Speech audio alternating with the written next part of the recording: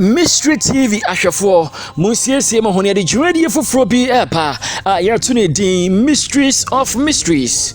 Sa dwumadie we eye okwan a ebeda asempa eyintasen ni sunsumu adwene edi.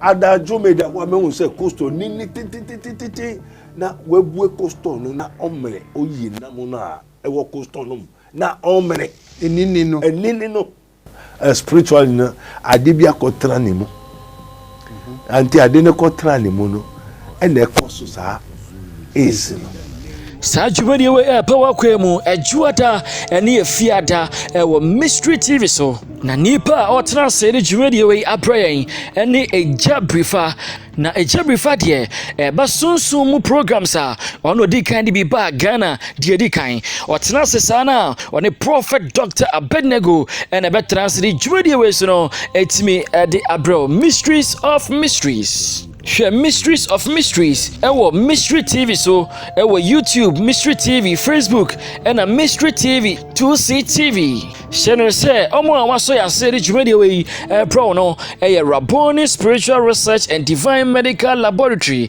Se opese also ya se a fresh numbers we 0208599576 0208599576 and 0278977215 0278977215. Mysteries of Mysteries ehintamu ehintasem.